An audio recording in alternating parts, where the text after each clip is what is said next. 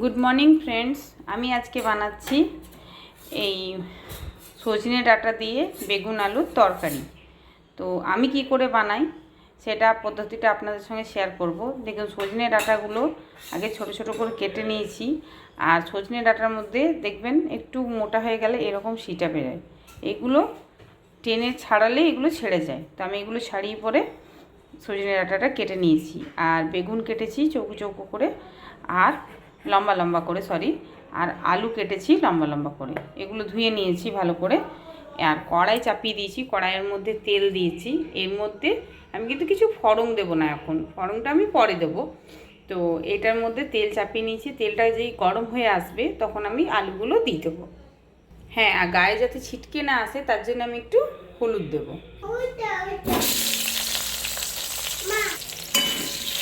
এগুলোকে একটু ভেজে নেব।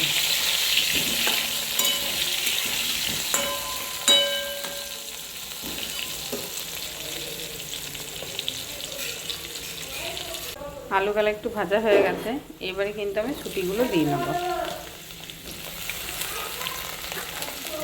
আপনারা চাইলে একসঙ্গেও দিতে পারেন, অসুবিধা নেই। আমি আলাদা আলাদা করে দিলাম। আলুগুলো একটু ভাজার পরে ছুটিগুলো দিলাম। এরপরে এর মধ্যে দেবো পরিমাণ মতো নুন দিলাম। তারপরে দিলাম এক ছোট টেবিল স্পুনে 1 স্পুন হলুদ। এটা লাড়াচাড়া করে একটু ভেজে নেব।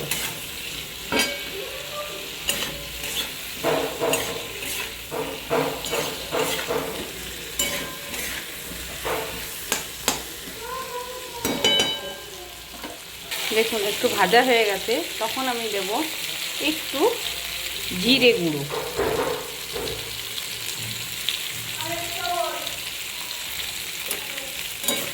আবার লাড়াচাড়া করে 2 মিনিট এটা একটু নেড়ে নেব।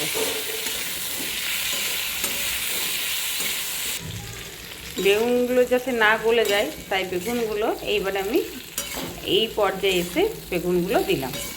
বেগুনগুলো হালকা একটু নাড়াচাড়া করে নেব। তারপরে আমি 2 চা চামচ সর্ষে আর 2টো কাঁচা লঙ্কা বেটে রেখেছি। ওটা আমি বাটার আগে দেখাতে ক্লিপটা নিতে ভুলে গেছিলাম, যাই হোক মিস করে গেছি। তো আমি এটা বেটে রেখেছি। এই সর্ষে আর লঙ্কা বাটারটা দিয়ে দেবো এর মধ্যে। এটা একটু আর 5 মিনিট ভাজবো, তারপর আমি এটা দিয়ে দেবো। তো 2 মিনিট ভাজার পরে দেখতেই পাচ্ছেন বেগুনগুলো আমার সুন্দর ভাজা হয়ে গেছে। এবার আমি এই সর্ষে বাটাটা দিয়ে দেবো।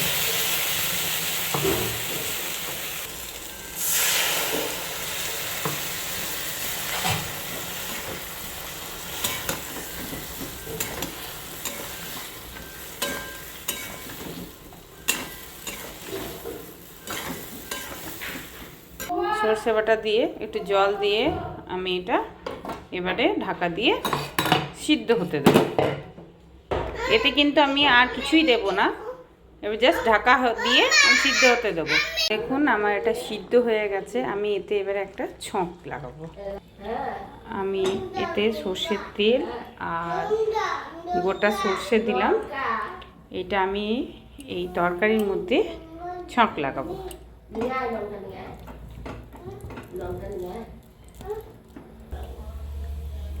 হয়ে গেছে, আমি এটা এবারে ছক লাগাবো।